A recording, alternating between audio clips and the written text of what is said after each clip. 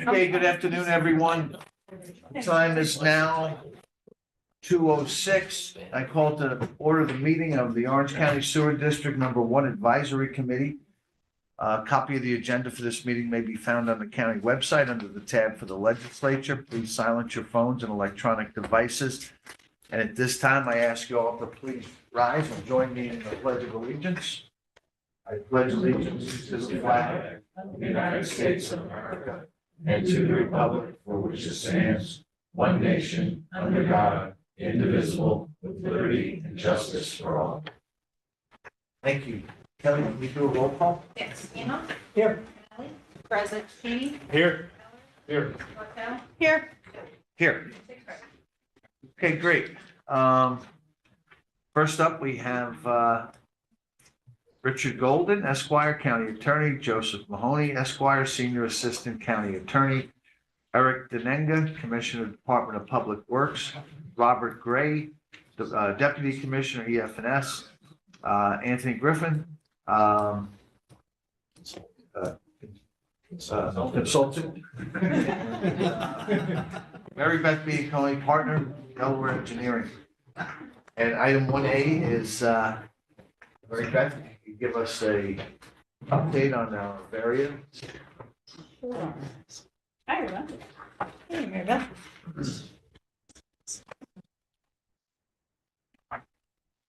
I wasn't gonna. And also just let the record show that Mr. Gedalia is exiting is joining the meeting also.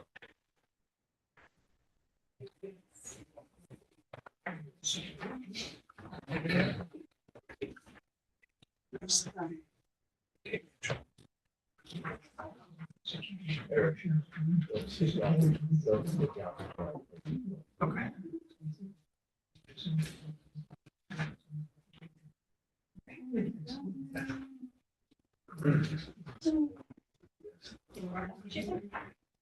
I think I got exactly enough. I have one of those.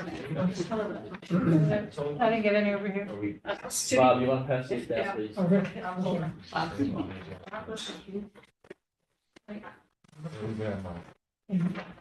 Yes, good afternoon, everyone. It's nice to see everybody. We have some kind of exciting news on the variance. Folks may recall that we talked about the components of the variance and the elements that DEC needs to continue to consider our variance application. And an important component of that is a total dissolved solids minimization plan, or TDS minimization plan. In order for DEC to consider a variance for us, we need to be showing, remember, the variance is just like the mercury variance that's here in the state, is not a get out of jail free card. It's an understanding that meeting the water quality standard is a challenge, and that challenge has either technical, economic, or social barriers to achieving it.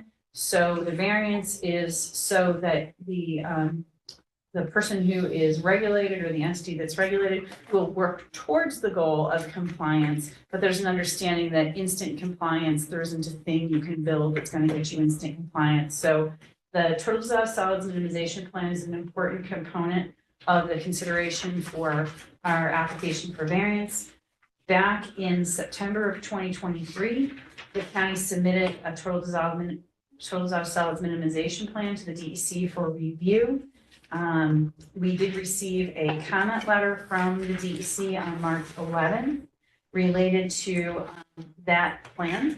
And in general, the comments were regarding the schedule for data collection. They would like some more definition with respect to that, sampling and monitoring, and then triggers for updates or modifications to the plan as the control strategy is implemented out over time. We had a technical meeting virtually yesterday with county staff to review the comments and some preliminary responses. We're continuing to work on that. We will have a redraft of that response and the plan back to county staff by the end of this week. And our next step after that will be to conduct outreach to DEC technical staff to schedule a virtual meeting where we can review our preliminary responses and get feedback from the DEC so that we are really honing in on the elements of the plan that are important to them, that moves us again another step towards an approved TDS minimization plan, which again is an important consideration in our request for variance from water quality standards. So this is good news. This is continuing movement. We're gonna make sure that we get a response back to the department as quickly as we can so that we continue the momentum and take advantage of, when the department's in a big place, there's a lot of things going on. When they're focused on us, we'd like to keep that momentum going and keep their focus. We were pleased that the comments were actually fairly straightforward comments. Most of them had to do with provide a schedule or a trigger for certain actions to happen. So nothing we would think, sort of technically substantive in the comments. Kelly, just for the record, can you note that village trustee John Carl from the Village of Monroe has joined the group? Thank you. Thank you, Mary Beth. Any questions or comments from Mary Beth at this point, or? Nope, not seeing any. Mary Beth, you want to go on to your next page? Sure. So the next page here is our next topic, which is we have a public hearing scheduled for March 25th. And that public hearing is part of the State Environmental Quality Review Act, part of the process environmental review that's being conducted for the upgrade and expansion of Harriman Wastewater Treatment Plant and portions of the Orange County Sewer District #1 collection system. The center page of your handout is just a recapitulation for everyone to know, because we certainly want to make sure that you share with your constituents and then everyone is aware of where they can find the environmental impact statement, the draft environmental impact statement. Really quickly, here on the second floor at the Office of the Legislature is a physical copy. On the county's website, in the Orange County Sewer District #1 tab, there is a digital copy that's available to everyone. Physical copies were also delivered to all the municipalities in the sewer district and in the overall service area, so Muna as well. All of the libraries that serve the sewer service area also received a physical copy, as well as a thumb drive. So, because there's public access computers, to make it easier for folks to review the document. It is a very large document with a lot of information. We recognize that. We also wanted to make, an addition to the hearing, which we're going to talk about in a second, we wanted to make sure that everyone is aware that written comments on the DEIS are being accepted through April 8th by the clerk of the Orange County Legislature. And also, so those can be handed in person here on the second floor or sent by email to Jean Rampin at jrampin@orangecounty.gov.com. And so that just kind of covers that. So then the last page of this handout is regarding the public hearing itself. So just wanted to give everyone kind of in the committee kind of a little preview and have a little brief discussion about the conduct of the public hearing. Secret public hearings are commonly conducted on draft environmental impact statements to obtain input from the public. Also, in addition to all of that circulation we just talked about, all of the involved agencies also received a digital copy of the environmental impact statement and will also be, we hope, contributing their comments as well.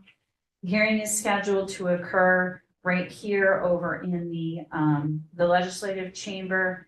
It is on Monday, the 25th. It begins at 7 p.m. and it will run through 9:30 p.m. It's typical for these types of hearings. This is a hearing of the legislature because the legislature is the lead agency.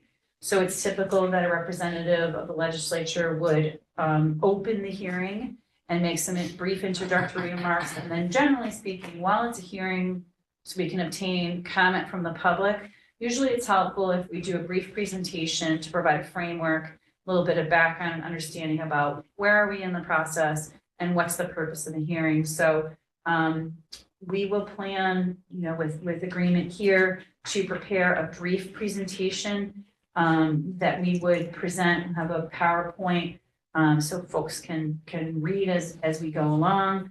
Usually what we include in there is a discussion of the seeker process itself. What's the purpose? Where are we at in the process? What can people expect? What's the purpose of the seeker review? I said that. Talk about the sequence of events. Then we generally do provide a discussion of the project. So what are the project's elements? What problems or issues is it intended to address? We describe the elements of the project. We describe the impacts that have been identified as well as the mitigation measures. And we briefly conduct an overview of the alternatives that have been studied for the project. And then we, of course, welcome folks to make comments on the project, both orally in the context of the hearing as well as in writing through April 8th. We explain to folks that the next step in the process, once we have all of the comments or questions that people have, we'll be preparing detailed answers, written answers to all of those questions or comments. And that will be our next documentary step in the environmental review process. But in the meantime, to the extent that folks ask questions that we can answer based on the environmental impact statement, we do like to do that during these types of hearings. Even though technically it's a hearing, we find that, the public really appreciates having straightforward questions answered and explained, or maybe some references if they can go and you can say, well, that's covered in section 4 of the environmental impact statement. We encourage you to read that, but here's in summary what that says. So sometimes the questions that are asked, we just don't have the ability to answer in a live scenario like that. So we certainly would make sure everyone knows that all of the questions that are asked will be responded to. And generally then open it to questions from the public. Okay. You Legislator. said that if we're answering questions, our timekeeper keeps us on time. I mean, the question answers may be longer than the questions, and you get to 9 o'clock and there's still 20 more people. How do you handle it? Well, so I think we try to keep the question, the answer is pretty, this is, the detail has got to be in the document, and we have to refer people to the document. But my experience is that the questions that are asked are often very straightforward. We'll say, where is the project happening? Right? So we'll have, a little location map, and we'll be able to say, well, it's, here's where, because some people may not know where the wastewater treatment plant's located. It's kind of tucked in, those kinds of things. So we'll try to keep the answers so we're not having, and we're also try not to engage in debate. That's not really the purpose. It's really to obtain people's comments. And I presume you'll do some other work. Yes. We will have, People know that they're actually getting their local statements recorded as official statements. yes. I assume that what we'll do is make a game time decision for ground rules for the public hearing, such as if it's packed, we'll put a time limit of 2 or 3 minutes on each person who's making comments, which is more than enough time to make a statement. It doesn't sound like a lot of time, but when in the past I've put 3 minutes, and 3 minutes are considered by open meetings law as a reasonable, 2 or 3 minutes are considered reasonable restrictions on public comments. But when I've seen it happen in the past, even on very controversial projects like Leyland and others, is that people who are trying to drag it out are looking for things to say after 2.5 minutes. It really is a lot of time to go ahead and comment on something. So we'll make a game time decision, and if it looks like a lot of people, then Mary Beth can go ahead and say that they'll have, everybody please be mindful of other people's times. Some basic ground rules. Please direct all of your comments to, to you, not to other people in the audience or to people not here. And that try to keep your questions and comments as concise as possible so that we can allow everybody to go ahead and get an opportunity to talk. Because, from a philosophical point of view, people's gut reaction is that when you're limiting someone's time, then you're limiting their speech. But in fact, if you don't limit it at all, when someone takes up all the time, they are actually infringing upon the speech of others. So it's really a lot fairer to simply set an objective time frame, unless there's so few people, you can let them talk on for a while. But even if somebody talks on for a while, you can say, all right, you'll have to wrap it up now. You've had enough opportunity to make your point. It'll be answered at the end.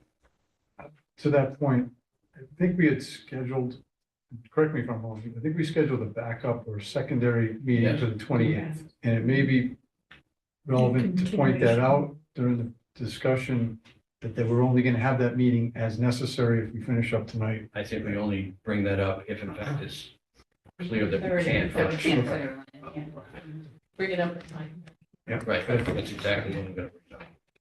The thing that we've done at some of these when we have a lot of people is if someone feels they need to speak, if they have a prepared statement, more than 3 minutes, as we say, you get your 3 minutes now, let others speak, and then if everyone else gets to speak within the time frame, you can come back up and have a second, but really to allow everyone to have their time. Yeah, I'd The good never news like giving is- somebody a second bite at the The good news is they have until April 8th to submit in writing, Yeah, and if you can't fit it in this time, just submit it in writing. I wouldn't want to give them another shot at it, because I've seen that abused. The other thing they have to do as a ground rule is that you cannot cede your time to somebody else.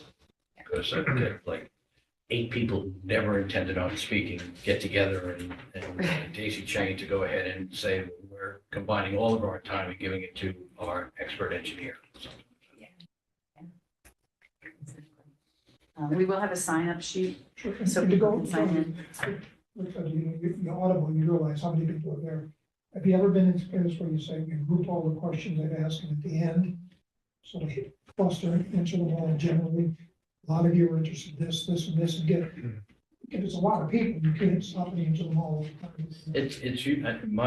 My experience, it's better to answer them as they come. And if somebody else asks the same questions, then we discussed, we said that earlier, Okay, good, and we'll respond to it again in the FEIS. okay.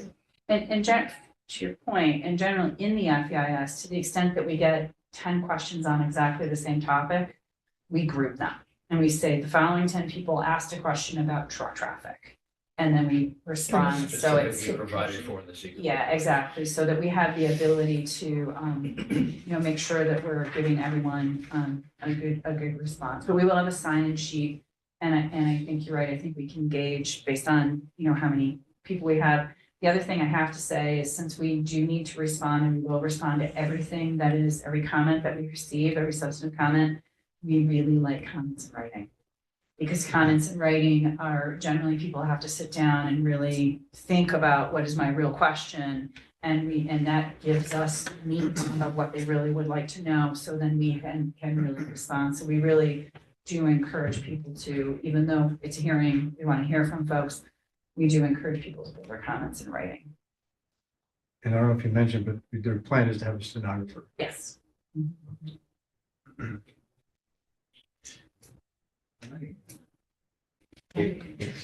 As far as visual aids, were you planning on having like big maps or anything on display? We can. Yes, we generally do a PowerPoint, but we So that- can also do some stations with some maps in the room. Do you find that to be helpful? It I depends. mean, it is a sewer plant, so. Yeah, it depends on the. Actually, it might be helpful in this case to have I mean, a I map of think, the county in which the district is outlined in one color, and then the communities are outlined in a different color. Okay. And that way, when you talk about within district, the contracting should be up there. Yeah. We did it. Yeah, so then, yeah, Mhm. so you also need to use the screen.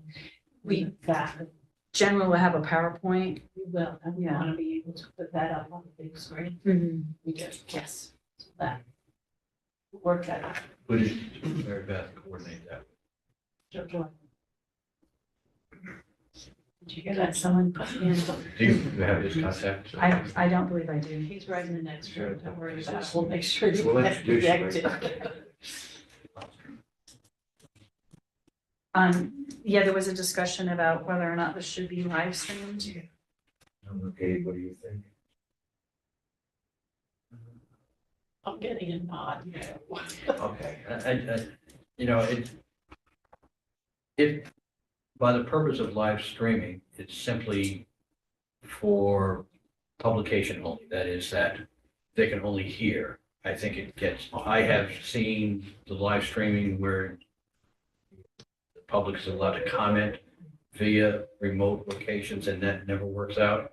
There are glitches that happen, and then people say, you've cut off my time, I wasn't able to do it, you need to set up a new Oh, meeting. I'm not looking to do that. Okay, well then just purely live streaming, like these are live streaming. Just like we do our That's fine. regular meetings. I, So the I public would could. just stay with our regular practice, which is to do the live streaming. Our public hearings, we allow for a 3-minute comment period. If the room is filled, we'll have to maybe adjust that down to 2 minutes. And obviously, that will be mentioned at the very beginning. Only if needed. Right. But as you said, the day of, we'll just have to make some of those adjustments. But I just wanted to make Full sure room that, and only a few commenters too. exactly, So prepare for as many. We only get 10. Michael, did you have another question? No, I think you just answered. Any questions? Comments? Mary Beth, do you have anything else for us? or- that's everything I have. Okay, Seems like we have things happening. well, I want to thank everybody This is for, exciting. yeah, I want to thank everybody for coming into today's meeting, and for those who got together a little earlier to lay out the logistics, and we will, reconvene, or I'm sure we'll have a couple of emails back and forth before the 25th. And with that, thank you, everyone. See you all next week. Motion to adjourn, Second. all in favor? Aye. Aye.